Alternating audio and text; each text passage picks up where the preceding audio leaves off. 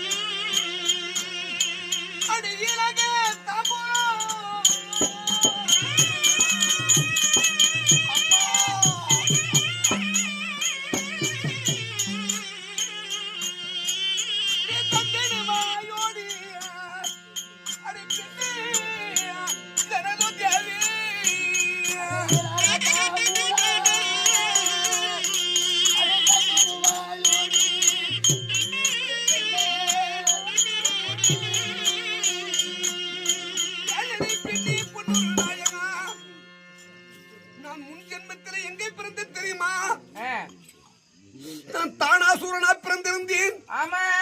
அந்த நேரத்தில் எனக்கு 1000 தலை 2000 கரமம் படைத்திருந்தேன். அப்போது பிரம்மதேவனத்தில் நான் சென்று தவம் செய்தேன். என் தவத்திற்கு மெச்சி பிரம்மதேவன் பிரசன்னமானார். பக்தரே உனக்கு என்ன வர வேண்டும் என்று கேட்டார். எனக்கு 1000 தலை உண்டு, 2000 கரம் உண்டு. நான் ஒருவர் கையில சாகக்கூடாது. அப்படி நான் சாக வேண்டுமானால் ஒரே மனிதர் 2 உருவமாய் இருக்க வேண்டும். 100,000 வருஷம் தவம் செய்ய வேண்டும். அவர் கையில் தான் சாக வேண்டும். அது மட்டும் இல்லை, எனக்கு 1000 சரசுக்கு யார் ஒரு பலி கொடுக்கிறார்களோ அவர் கையில் தான் சாக வேண்டும் என்று வரத்தை கேட்டேன். அப்படி வரத்தை கேட்ட உடனே பிரம்மதேவன் எனக்கு வரத்தை கொடுத்து விட்டார். அந்த வரத்தை பெற்று நான் பூலோகம் சென்றேன். பூலோகத்தை சென்று தேவர் மூவர், சித்தி வித்தாளர், அஷ்டத்திற்கு பாலகர், வராடர், தராடர், மராடர், கிண்ணாடர் இவரெல்லாம் பிடித்து நான் இம்சை செய்தேன். தேவரெல்லாம் சேர்ந்து மாலென்னு மகாவிஷ்ணு இடத்தில் முறையிட்டார்கள். அப்போது மகாவிஷ்ணு ஓடி வந்து கையில சக்கரத்தை தாங்கி ஓடி வந்து என்னோட போர் புரிந்து என் சிரத்தை ஒன்று அறுத்தார். ஒரு சிரமானது அறுப்பட்டு பூமியிலே விழுந்தது.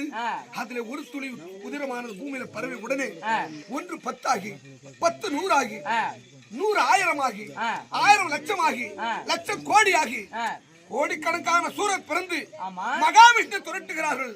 மகாவிஷ்ணு பிரமுது விட்டு ஓடிவிட்டார். அப்போது ஓடி அவர் என்ன செய்தார் என்றால், நரன் ஒருவன் நாராயணன் ஒருவர்